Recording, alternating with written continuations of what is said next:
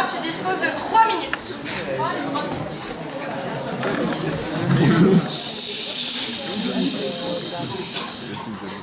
Bonsoir, merci à Pled de m'avoir donné ce sujet. Enfin, l'occasion de parler des événements qui se trament en GA. Florian Goriot n'est pas là, mais je le salue quand même.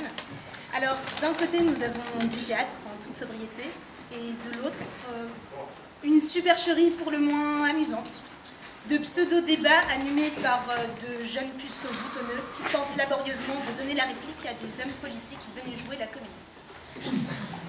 Le chef de cette touchante armée de petits soldats rouges, Hervé Lefebvre, ou si on traduit en langage bitchat couille, ça donne Lèvre-Chatte-Lefebvre. Lèvre-Chatte-Lefebvre qui, parce qu'il a été élu président, veut que tous les tapis rouges lui soient déroulés, que ce soit lors des représentations de Guignol le mardi soir ou lors des feuilles du jeudi soir. Lèvre-Chatte-Lefebvre, cesse de vouloir jouer la comédie avec tes airs de grand lanceur de débat de fond à la Yves Calvi. Oui, ça traduit tes rêves de devenir un jour un grand homme politique, à la hauteur de ce que tu invites. Bon. Oui, tu disposes de caractéristiques de certains de nos politiciens préférés. Et chapeau l'artiste, tu es sans doute le seul à relever à la fois du mollusque François Hollande, qui a à peu près autant de verve théâtrale qu'une petite cuillère, et du mégalomane Donald Trump, qui assurément surjoue. Parce qu'en fin de compte, c'est là le véritable problème des mardis. Vous tentez de jouer la comédie, mais tombez systématiquement dans le faux. En fait, vous êtes un peu à l'image de vos fauteuils rouges, flamboyants de loin, de près totalement miteux. Oui, un homme politique talentueux sait jouer la comédie, et il joue juste. Chez les mardis, on ne fait que lancer des paillettes avec des noms prestigieux, un peu comme un musical en somme. Oh.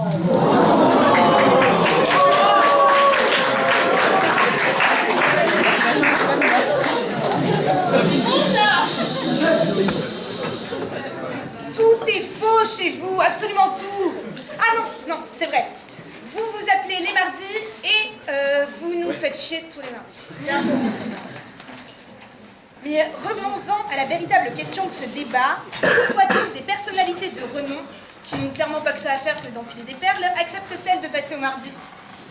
Mais parce que justement, elles savent jouer la comédie au moment opportun, et elles y prennent goût à cette mascarade comique. Mais oui, enfin, mais c'est tout à fait adorable. Enfin, c'est mignon, ces petites princesses qui essaient les hauts talons de maman. Ah non, vraiment, c'est amusant. Oh, quelle pose distrayante que ces bouffonneries du mardi soir, avec ces jeux de mots à la Corentin Boniface.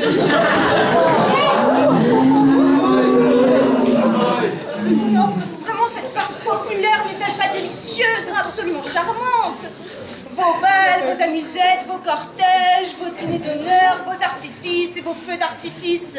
Ah, et puis ce chant d'une liberté d'expression 2.0, à même de soulever tout le monde arabe. J'ai nommé le live tweet des mardis. Décidément, rien ne nous sera épargné. Bon, puis tout à l'heure, je suis un peu sévère avec les débats des mardis, mais vous l'aurez compris. C'est parce qu'au fond, je suis un peu jalouse. Moi aussi, je meurs d'envie de me faire inviter à ces petites causeries du mardi soir. Et je visualise déjà la scène de la mordante présentation.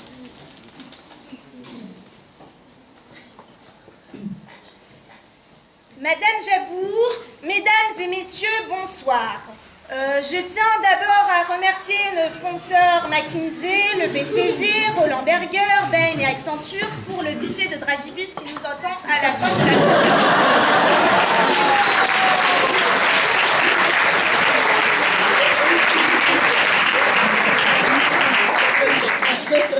Merci Madame Jabour, éminente représentante du deuxième sexe, première invitée féminine depuis Simone de Beauvoir.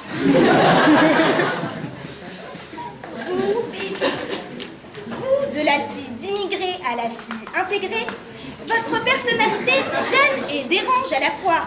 Votre père était chat, votre grand-père était roi mage, votre arrière-grand-mère était ingénieure en physique nucléaire et la chatte de votre oncle était chasseresse de souris vertes. C'est de ce traumatisme d'enfance que découlera votre vocation, ce sera comédia ou rien.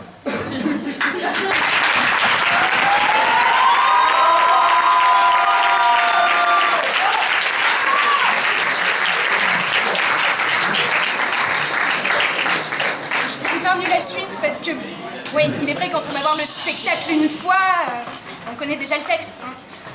Un peu comme nous, en fait, d'ailleurs, c'est peut-être là notre seul point commun. Bah oui, je vous vois déjà enchaîner sur vos questions consensuelles, plates comme tout, alors qu'il y aurait tant à dire. Et ben là, Louis-Victor, justement, c'est ta chance. Place au jeu.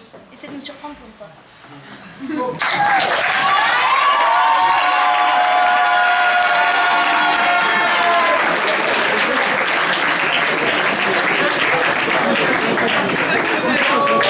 Merci Lara. Oui, Victor, tu disposes toi aussi de 3 minutes.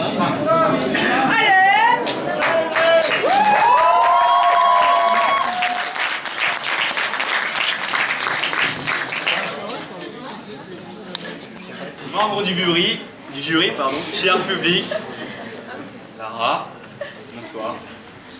Doit-on juger un homme politique sur sa capacité à jouer la comédie?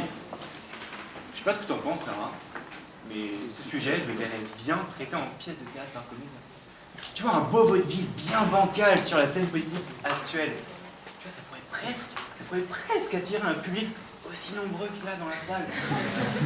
Je suis quand même un peu un poil optimiste. En tout cas, pour les acteurs principaux, c'est hyper facile. Tu vois, on prendrait les vieux croutons qui te servent de bureau. Alors certes, ils sont hyper expérimentés. Donc, le public, il faut quand même que vous sachiez que, faute de prétendants l'an dernier, il y a quasiment que des 3A dans le bureau de Lara. Bon, mais il fallait quand même oser reprendre la main après le brillant mandat.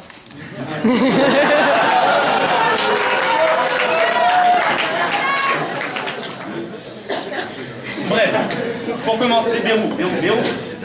Dans le rôle de Bérou, je me suis dit, Margot, vous savez, elle est présente d'ailleurs, Margot, je sais pas où c'est, Margot Pandatac, Leviosa, les pays, la liste, ils sont, c'est Caribou, hein, la liste permanente, c'est ça, Leviosa, Caribou, Relier. Donc certes, ça liste pas mal chez Comédia, il y a du bon, hein, il y a du moins bon, il y a Valentin Bayard. Merde. Lui, il est quand même au mardi, merde. Il y a Margot. Du coup, quand ça perd, ça se retrouve au bureau de Comédia. C'est dire quand même l'enthousiasme, le prestige de postuler au bureau de ton asso, Lara. Donc si l'on doit juger un homme politique sur sa capacité à jouer la comédie, on peut néanmoins le juger sur, je sais pas moi, sur sa capacité à rafraîchir la vie politique, à être original, à créer la surprise.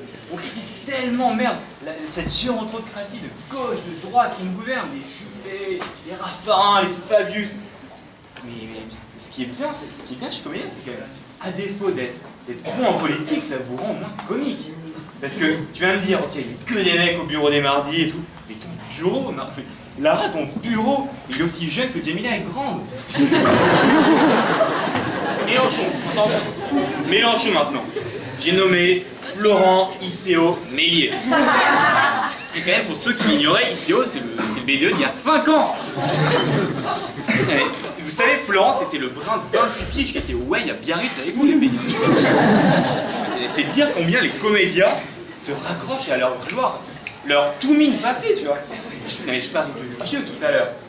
Mais Florent ICO Mélier, c'est bien plus que ça. C'est un mythe, non? Je sais pas, pour comédien, c'est un mythe.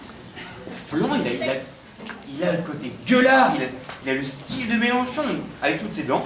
Donc oui, la personnalité et le style d'un homme politique, c'est bien plus crucial que sa capacité à jouer la comédie.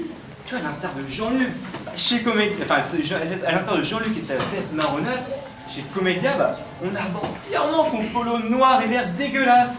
Franchement, carton rouge sur ton polo. Je me suis quand même penché sur ton cas, je me suis dit, bon, quel rôle on va pouvoir t'attribuer? Quel rôle tu vas pouvoir jouer? Tu m'as pas trop inspiré.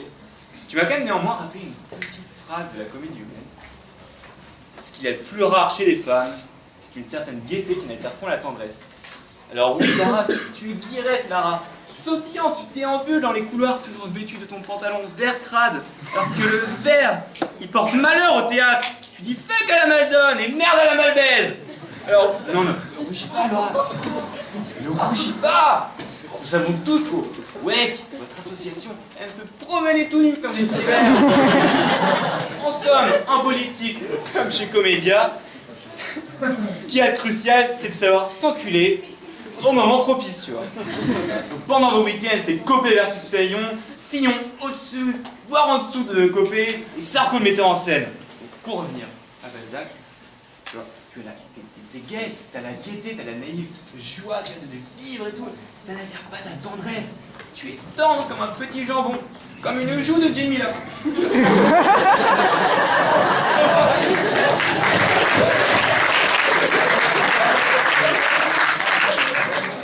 Merci, je suis touchée.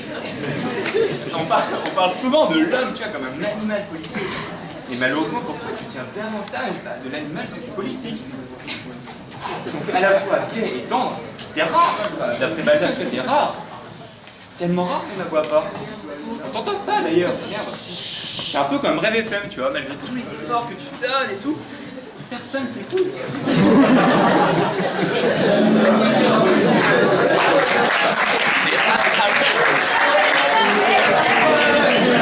Après réflexion, quand même, j'ai trouvé un rôle. Je t'ai trouvé un rôle, oui, bordel. C'est Édith Cresson. Putain, c'est super classe, Édith Cresson. Première fois qu'une femme devenait Premier ministre. C'est génial, hein? Bon, quand même, c'était le record en France du plus petit court mandat, tu vois. Petit mandat de Premier ministre, dis-moi. Ne me remercie pas, Lara. J'ai déjà pensé aux 3 actes de cette pièce, haute en couleur.